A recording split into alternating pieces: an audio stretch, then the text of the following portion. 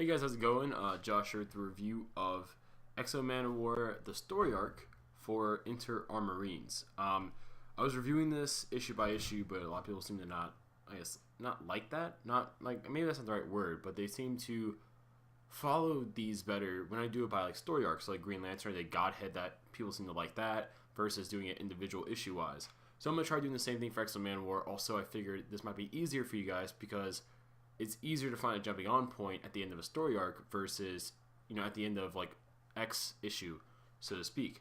So let's get on to this. This was issues number 30, 31, and 32, with issue 33 being a whole standalone for the sole purpose of making 34 a perfect jumping on point.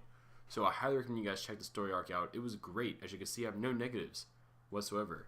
When you read the whole story arc as a whole, especially, it's just without having to wait a month to get the next issue or 2 weeks to get the next issue. It's a very well rewarded experience. Robert Venditti has done a great job writing the series. I have no real negatives that really stick out of my mind about his writing. Like, he's consistent and he's good, which are basically the two keys you really need to make, I'd say, probably one of the best comics on the market right now. Including Marvel, DC, Image, whatever have you. So my pluses are the Armorines, first and foremost. This introduces a new element to the Valiant universe. So far in the Valiant universe, we've been slowly expanding on the superhumans and things like that.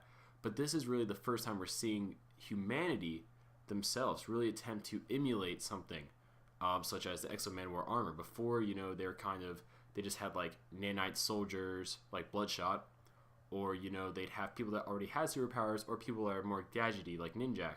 In this case, we actually get to see them trying to build armors for the sole purpose of making them like the Manowar armor, if not better.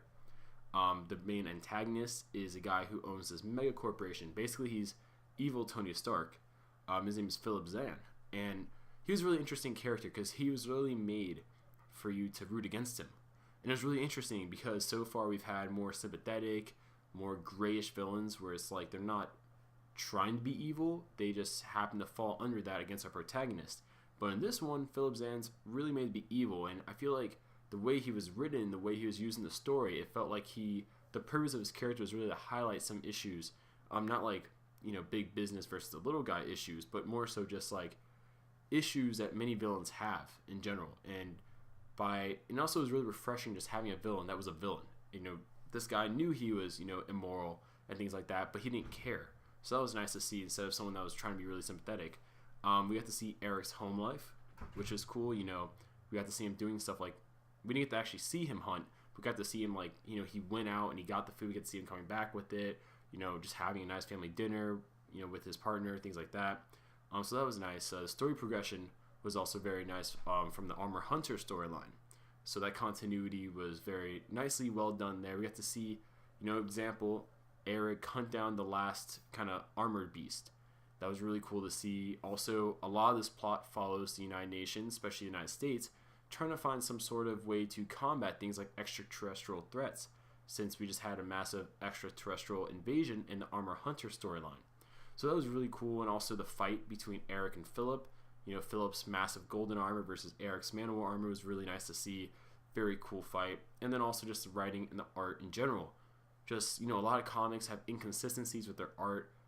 Manowar doesn't have that problem, and honestly, I can't say enough how much I highly recommend this title to people, so go check it out. It's amazing. And without further ado, I'll see you guys later with the bio for Black Panther. So I hope you guys like that. I'm trying something with the bios you'll see, and yes, Josh, and I'll see you guys later.